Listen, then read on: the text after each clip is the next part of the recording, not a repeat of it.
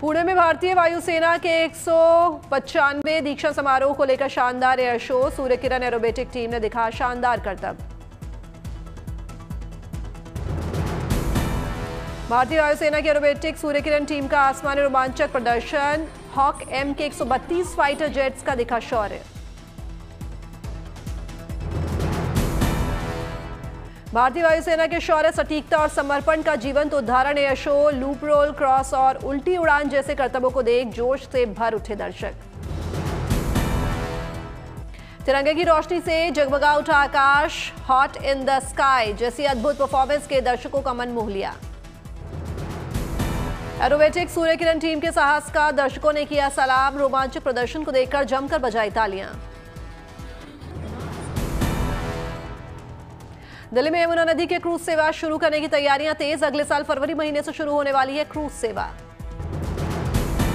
नए साल पर दिल्ली सरकार दे सकती है यमुना में क्रूज सेवा की सौगात। शुरुआती दौर में 5 से 6 किलोमीटर का हो सकता है सफर। दिल्ली के सोनिया विहार से चालू की जा सकती है क्रूज सर्विस। सोनिया विहार से जगतपुर और फिर वहां से वापसी का होगा सफर। जगतपुर में नहीं होगा कोई भी स्टॉपेज। क्रूज सेवा के लिए सोनिया विहार में तैयार की गई 2 जेट्टी। लगभग 30 से 40 लोग एक साथ यमुना में उठा सकेंगे क्रूज की सैर का मजा। दिल्ली में टूरिज्म को बढ़ावा देने के लिए क्रूज सेवा की तैयारी है। यमुना किनारे रेस्टोरेंट की सुविधा के भी होंगे इंतजाम। दिल्ली में 4 दिसंबर से शुरू होने जा रही है नर्सरी, केजी और कक्षा पहली की एडमिशन की प्रक्रिया। शिक्षा निदेशालय ने सेशन 2026 से 27 के लिए जारी किया शेड्यूल और आयु मानदंड। इस बार एडमिशन प्रक्रिया में किए गए हैं कुछ महत्वपूर्ण बदलाव। बच्चों की आयु सीमा का किया गया स्पष्ट निर्धारण। नर्सरी के लिए 31 मार्च 2026 तक 3 से 4 साल के बीच होनी चाहिए आपकी उम्र। 4 से 5 साल के बीच के बच्चों का केजी में होगा दाखिला। पहली क्लास में एडमिशन के लिए 5 से 6 साल के बीच होनी चाहिए उम्र। स्कूल को 1 महीने तक की उम्र में छूट देने के अधिकार। स्कूलों के दाखिले के लिए 4 दिसंबर से शुरू होगा रजिस्ट्रेशन। ऑनलाइन भरना होगा फॉर्म। 27 दिसंबर रजिस्ट्रेशन की अंतिम तारीख। लॉटरी ड्रॉ की पूरी प्रक्रिया की होगी वीडियो रिकॉर्डिंग। दाखिले के लिए 23 जनवरी 2026 को जारी होगी पहली लिस्ट। 9 फरवरी 2026 को आएगी दूसरी लिस्ट और 19 मार्च तक पूरी कर ली जाएगी दाखिले की प्रक्रिया। केरल के कुन्नूर में नौसेना के कैडेट्स का पासिंग आउट परेड। नेवी को मिले नए अफसर। कई मित्र देशों को भी मिले नौसेना अधिकारी। परेड में इंडियन नेवी और इंडियन कोस्ट गार्ड के मिडशिपमैन और कैडेट्स के साथ साथ Bangladesh, Maldives, Mozambique, Myanmar, Seychelles, Sri Lanka और वियतनाम के ट्रेनी शामिल। भारत की मजबूत समुद्री पार्टनरशिप की भी झलक। पासिंग आउट परेड के बाद कैडेट्स नेवी में सीधे लेफ्टिनेंट का संभालेंगे पदभार। कैडेट्स के परिजन भी रहे मौजूद। सीडीएस जनरल अनिल चौहान ने ली सलामी। परेड के अंत में अनिल चौहान ने कैडेट्स के कंधे पर लगाए सितारे। केरल में स्थित इंडियन नेवल एकेडमी एजीमाला में बड़ी संख्या में परेड देखने पहुंचे लोग। परेड में बेदाग ड्रिल, सटीक कोऑर्डिनेशन और मिलिट्री बर्ताव का दिखा नजारा। एयरबस A320 के अलर्ट से एविएशन सेक्टर में हलचल। एयरबस A320 फैमिली के विमानों को सॉफ्टवेयर अपग्रेड के लिए किया जा रहा है ग्राउंड। 30 अक्टूबर 2025 की घटना के बाद एयरबस कंपनी का फैसला।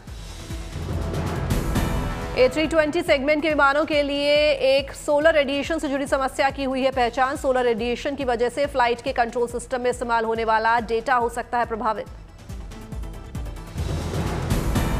एयरबस के फैसले से A320 सेगमेंट के करीब 6000 विमानों पर हो सकता है असर। एयरबस ने फौरन सॉफ्टवेयर अपडेट कराने का निर्देश दिया।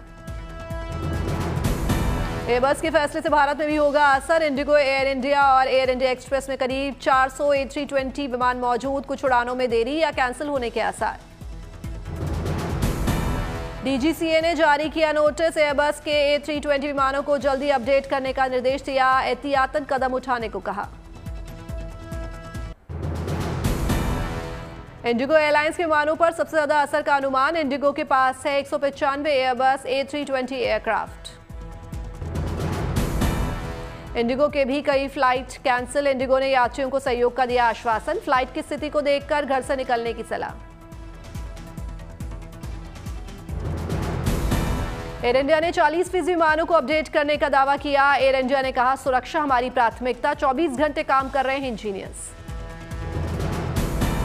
अपडेशन के चलते फ्लाइट्स कैंसिल होने से बढ़ी यात्रियों की परेशानी। जल्द अपडेशन की प्रक्रिया पूरी करने के लिए युद्ध स्तर पर जुटी कंपनीज। पैसेंजर विमान बेचने वाली सबसे बड़ी कंपनी है एयरबस। दुनिया के ज्यादातर देशों में एयरबस के विमानों का इस्तेमाल।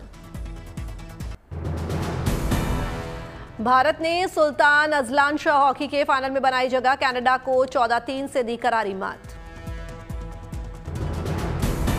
भारत ने कनाडा के डिफेंस को दबाव में रखकर किया अच्छा प्रदर्शन। हॉकी मैच में जुगराज सिंह ने दागे सबसे ज्यादा 4 गोल। अभिषेक, अमित, रोहिदास और रजिंदर सिंह ने 2-2 गोल किए, जबकि सिल्वम, कार्ती, नीलकांत शर्मा, संजय और दिलप्रीत सिंह ने 1-1 गोल किया।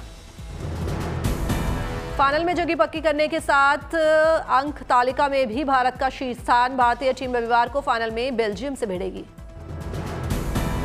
इस टूर्नामेंट के लिए सीनियर स्टार खिलाड़ियों को दिया गया था आराम। युवा खिलाड़ियों पर थी बेहतरीन प्रदर्शन की जिम्मेदारी। देश के जाने माने संत प्रेमानंद जी महाराज पहुंचे बरसाना स्थित राधा रानी के दरबार। भाव विभोर होकर संत प्रेमानंद ने राधा रानी के दर्शन किए। कोलकाता में स्थित राज्यपाल आवास का नाम बदला। राज्यपाल सीबी आनंद बोस ने राजभवन से बदलकर नाम लोक भवन रखा। सरदार वल्लभ भाई पटेल की 150वीं जयंती पर वडोदरा में निकाली गई राष्ट्रीय पदयात्रा। एकता यात्रा में बीजेपी चीफ जेपी नड्डा के साथ कई केंद्रीय मंत्री हुए शामिल। नालंदा पहुंचे बिहार के सीएम नीतीश कुमार। पैतृक गांव कल्याण बिघा में सीएम नीतीश कुमार का गर्मजोशी से किया गया स्वागत। बांदा में अच्छा काम करने पर 14 बीएलओ को किया गया सम्मानित। डीएम ने रीभा ने बीएलओ को फूलों की माला पहनाकर सौंपे प्रशस्ति पत्र। आईआईएम कलकत्ता में डायरेक्ट की मानद उपाधि सम्मानित किए गए विदेश मंत्री अजय शंकर। अवार्ड सेरेमनी को विदेश मंत्री ने किया संबोधित। दिल्ली के द्वारका स्थित पीएम श्री केंद्रीय विद्यालय में टैलेंट फेस्ट का आयोजन। लर्न टू अर्न की थीम पर बच्चों के बीच प्रतियोगिता। कौशल मेला में बच्चों के टैलेंट को निखारने के लिए होममेड फूड, हैंडमेड ड्राइंग से लेकर मधुबनी पेंटिंग की कला को किया गया शामिल। बच्चों के लिए लगाया गया पुस्तक मेला। जैसलमेर में केंद्रीय मंत्री अश्विनी वैष्णव ने स्वर्ण नगरी एक्सप्रेस को दिखाई हरी झंडी। जैसलमेर दिल्ली के बीच बॉर्डर इलाकों तक मजबूत होगी रेल कनेक्टिविटी। कुरुक्षेत्र के ब्रह्मा सरोवर में आयोजित हो रहे अंतर्राष्ट्रीय गीता महोत्सव में शामिल हुए उत्तराखंड के सीएम पुष्कर सिंह धामी। विराट संत सम्मेलन में सीएम धामी को किया गया सम्मानित। आज छत्तीसगढ़ दौरे पर प्रधानमंत्री मोदी रायपुर में 60वीं डीजीपी आईजीपी कॉन्फ्रेंस में होंगे शामिल। छत्तीसगढ़ के रायपुर में कल हुआ 3 दिवसीय 60वीं डीजीपी आईजीपी कॉन्फ्रेंस का शुभारंभ। केंद्रीय गृह मंत्री अमित शाह ने किया उद्घाटन। अमित शाह ने किया ऐलान, अगली डीजीपी आईजीपी कॉन्फ्रेंस से पहले नक्सलवाद की समस्या से पूर्णतः मुक्त हो जाएगा देश। अमित शाह ने दी जानकारी, नक्सलवाद के सफाई के लिए किए गए खास उपाय। पिछले 7 वर्षों में 586 फोर्टिफाइड पुलिस स्टेशन बनाकर मजबूत किया गया सुरक्षा घेरा। डीजीपी कॉन्फ्रेंस में बेस्ट 3 थानों को दिया गया अवार्ड। दिल्ली के गाजीपुर थाने को मिला पहला स्थान। दूसरे नंबर पर अंडमान का पहरगांव थाना और कर्नाटक के रायचूर का कबितला थाने को तीसरा स्थान। नई दिल्ली के त्यागराज स्पोर्ट्स कॉम्प्लेक्स में ऑल इंडिया जजेस बैडमिंटन चैंपियनशिप का आगाज। केंद्रीय मंत्री किरण रिजिजू और सीजेआई सूर्यकांत ने किया उद्घाटन। 30 नवंबर तक चलेगी बैडमिंटन चैंपियनशिप। इस पहल का उद्देश्य न्यायपालिका के भीतर न्यायाधीशों के बीच स्वास्थ्य, सौहार्द और खेलकूद की भावना को बढ़ावा देना। अयोध्या में राम भक्तों की बढ़ने लगी भीड़। हनुमानगढ़ी में उमड़े लोग, जयकारों से गूंजा परिसर। श्रद्धालुओं में दिखी आस्था अपार। कश्मीर में पश्मीना कालीन की कला को सहेज रहे हैं शाहनवाज अहमद सोफी। फीफा के लिए भी कालीन कर चुके हैं डिजाइन। कश्मीर की कालीन को दे रहे हैं नई पहचान।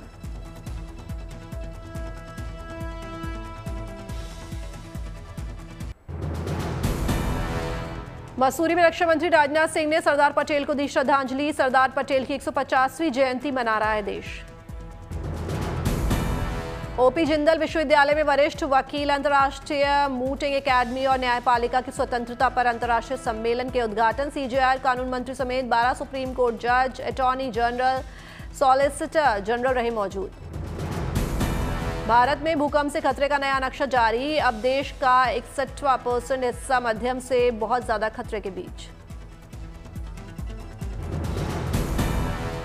पहली बार पूरा हिमालय सबसे खतरनाक जोन VI में दिखाया गया। मध्य हिमालय में 200 साल से बड़ा भूकंप नहीं आया, इसलिए देहरादून, ऋषिकेश, दिल्ली, NCR जैसे इलाके अब और खतरनाक। सबसे ज्यादा खतरे में अब उत्तराखंड, हिमाचल, जम्मू कश्मीर, सिक्किम, अरुणाचल और पूर्वोत्तर के सारे पहाड़ी इलाके। दिल्ली, NCR, गुजरात, बिहार, नेपाल बॉर्डर भी खतरनाक। दक्षिण भारत का एक हिस्सा कम खतरनाक। दिल्ली, NCR में फिलहाल बढ़ सकता है तापमान। हल्के कोहरे के बावजूद कड़ाके की ठंड से रह सकती है निजात। कश्मीर घाटी में कड़ाके की ठंड का सिलसिला जारी। 0 से 4.5 डिग्री नीचे तक पहुंचा तापमान। 2007 के बाद नवंबर में इस बार पहली बार कश्मीर में पड़ रही है सबसे ज्यादा ठंड। रात में न्यूनतम तापमान में खास तौर से गिरावट। उत्तराखंड में इस बार सर्दियों में नहीं हो सकेंगे आदि कैलाश के दर्शन। 1 दिसंबर से यात्रा के लिए नहीं जारी किए जाएंगे इनर लाइन परमिट।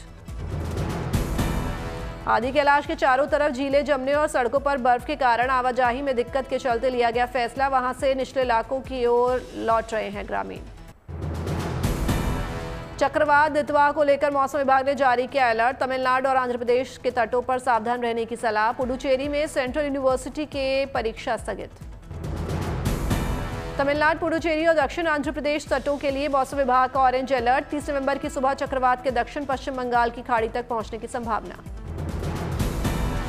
तमिलनाडु और पुडुचेरी तटों पर आज सुबह से ही 70 से 80 किलोमीटर प्रति घंटा की रफ्तार से चल सकते हैं तेज हवाएं। 90 किलोमीटर तक पहुंच सकती है रफ्तार।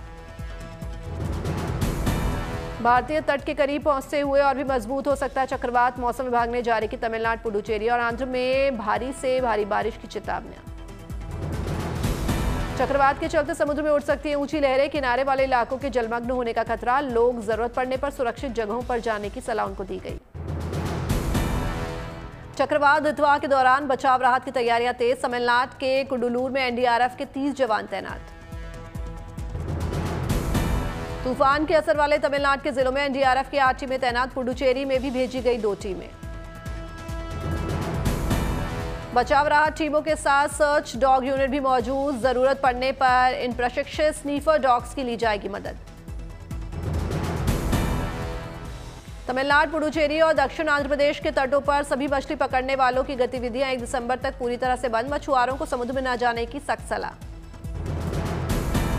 तटीय इलाकों के लोगों को घरों के भीतर रहने, पेड़ों के नीचे नहीं रुकने और कच्चे मकानों से सुरक्षित स्थानों पर जाने की सलाह। अलर्ट पर है आपदा प्रबंधन टीमें। चक्रवात दितवा से बचाव और राहत के लिए तमिलनाडु में खास तैयारियां। स्वास्थ्य विभाग 24 घंटे मेडिकल सपोर्ट के लिए तैयार।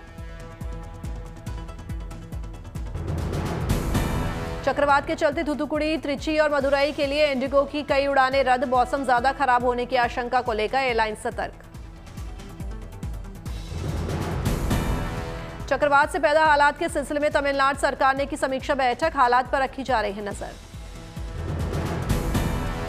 आंध्र प्रदेश के भी तटीय इलाकों में चक्रवात के कारण भारी वर्षा के आसार। मौसम विभाग ने दी जानकारी। चक्रवात दितवा के कारण 5 राज्यों में बारिश की संभावना। 30 नवंबर तक मौसम बेहद खराब रहने के आसार। चक्रवात दितवा से प्रभावित श्रीलंका में मदद के लिए भारत सरकार ने लॉन्च किया ऑपरेशन सागर बंधु। INS विक्रांत और INS उदयगिरी से भेजी गई राहत सामग्री। श्रीलंका की वायुसेना प्रभावित इलाकों में चला रही रेस्क्यू ऑपरेशन। हेलीकॉप्टर्स के जरिए बचाव और राहत में तेजी। 80 से ज्यादा NDRF जवानों और राहत सामग्री को लेकर हिंडन एयरबेस से C-130 ग्लोबमास्टर और IL-76 विमान हुए रवाना। 8 टन उपकरणों और 21 टन राहत सामग्री कोलंबो पहुंची। श्रीलंका के कई इलाकों में राहत बचाव में लेंगे NDRF के जवान। बचाव दल में 4 डॉग्स भी शामिल। श्रीलंका में रामायण हेरिटेज साइट्स पर भी तूफान का असर। कई प्राचीन इलाकों में भारी बारिश से परेशानी। मुंबई दौरे पर फुटबॉल के star David Beckham actress Samantha Ruth Prabhu के साथ इंटरव्यू में की भारत की तारीफ। बोले, यहां के लोगों की ऊर्जा देखकर मैं रह गया हूं दंग। गोवा में 56वें भारतीय अंतर्राष्ट्रीय फिल्म समारोह का आयोजन इसी के साथ उसका समापन हुआ। रेड कार्पेट पर दिखी सिने जगत की नामी हस्तियां।